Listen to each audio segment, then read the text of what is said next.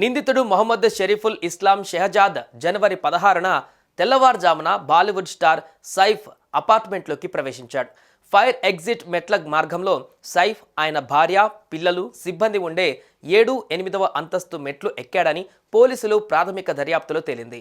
దాడి జరగడానికి ముందు అర్ధరాత్రి దాటాక నిందితుడు సైఫ్ ఉంటున్న అపార్ట్మెంట్లోకి వెళ్లాడని వెల్లడించారు.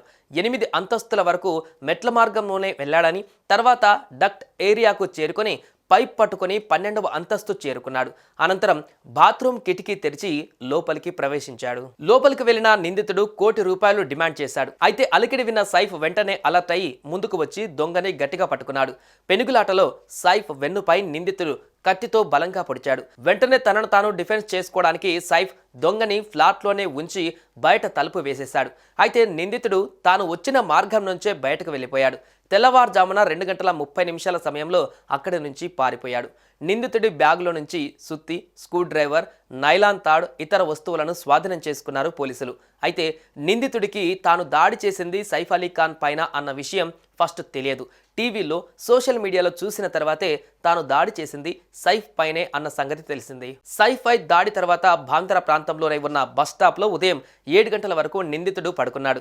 అనంతరం రైలెక్కి ముంబై సెంట్రల్కి చేరుకున్నాడు. వందలాది సీసీ కెమెరాల ఫుటేజీల పరిశీలన అనంతరం దాదర్ రైల్వే స్టేషన్ వద్ద నిందితుడి సంచారాన్ని పోలీసులు గుర్తించారు. పక్కాగా మాటు వేసి తానే సమీపంలోని బస్ స్టాప్ వద్ద అదుపులోకి తీసుకున్నామని వెల్లడించారు. కాగా నిందితుడు బంగ్లాదేశ్లోని జూలోకట్టి జిల్లాకు చెందినవాడిగా పోలీసులు గుర్తించారు. గత 5 నెలలుగా ముంబైలో ఉంటున్నాడని పేర్కొన్నారు.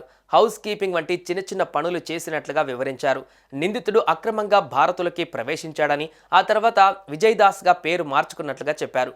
నిందితుడిపై సెక్షన్ 311, సెక్షన్ 331/4 పాస్పోర్ట్ చట్టంలోని ఇతర సెక్షన్ల కింద కేసు నమోదు చేసినట్లుగా వెల్లడించారు. అంతేకాకుండా భారత్లోకి అక్రమంగా ప్రవేశించడంపైన లోతుగా విచారణ చేపట్టినట్లు తెలిపారు.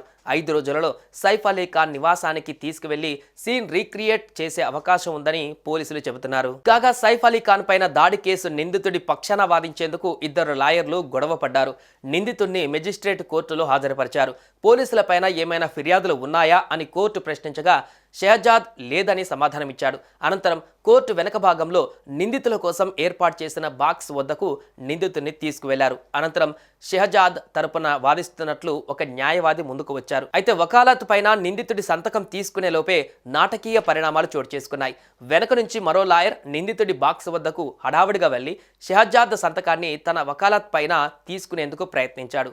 దీంతో దాడికి పాల్పడిన వ్యక్తి తరపున ఎవరు హాజరవుతారనే దానిపైన ఇద్దరు కొంతసేపు గొడవ పడ్డారు.